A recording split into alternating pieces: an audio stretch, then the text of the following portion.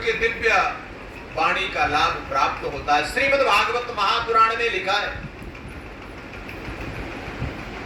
उस समय का प्रसंग है जब देवर्षि नारद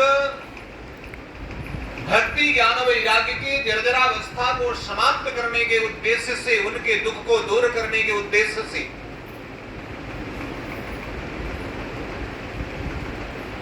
भगवान की व्योमवाणी आकाशवाणी को सुनकर के कि सत्कर्म करो, इनका दुख दूर हो जाएगा।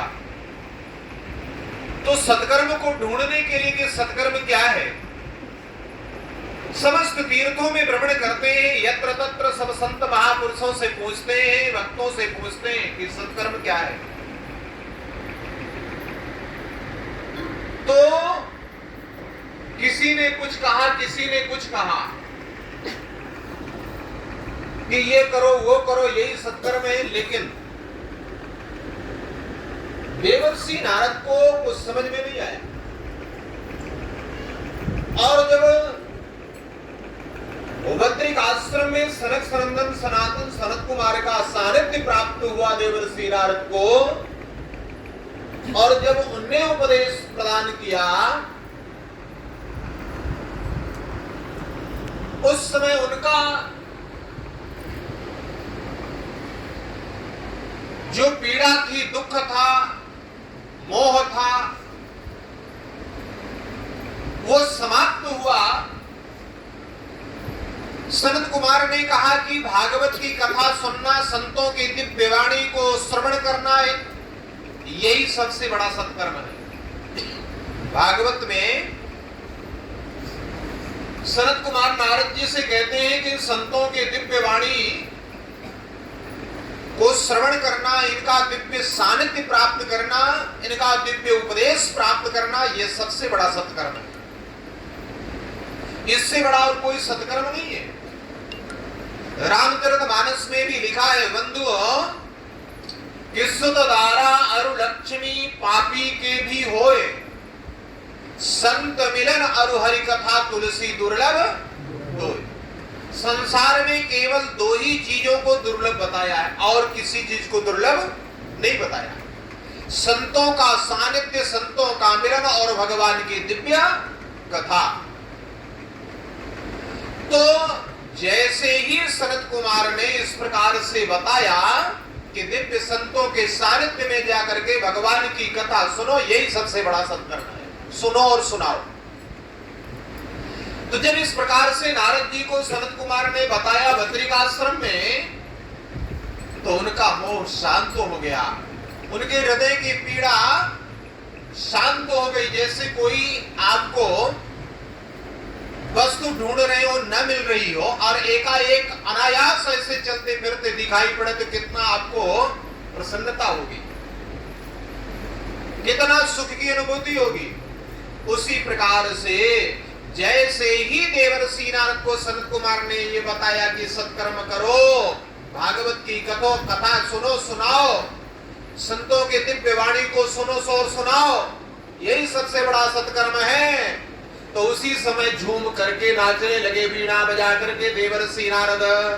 भाग्योदयेन बहुजन्म समर्जितेन शतसंगमं च लभते पुरुषो यदा वै अज्ञान हेतु कृत मोह मदान्धकार नासं विहाय न तदोदयते विवेकः।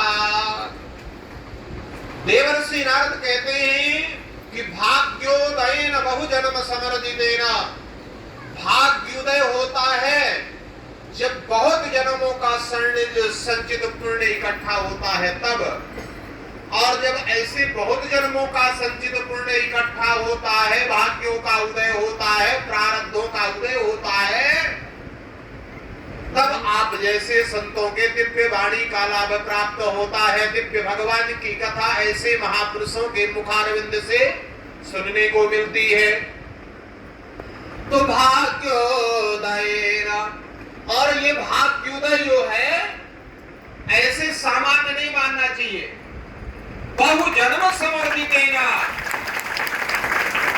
जब बहुत जन्मों का, एक दो जन्म नहीं कि पिछले जन्म का संचित पुण्य उदय हो गया तो चलो स्वामी सत्यनारायणाचार्य जी महाराज जी का दिव्य सत्संग प्राप्त हो रहा है। पिछले जन्म मात्र से नहीं है कि एक जन्म पिछले जन्म का हमको पुण्य था वो फल प्राप्त हुआ जो स्वामी सत्यनारायणाचार्य जी महाराज का दिव्य सत्संग प्राप्त हो रहा है।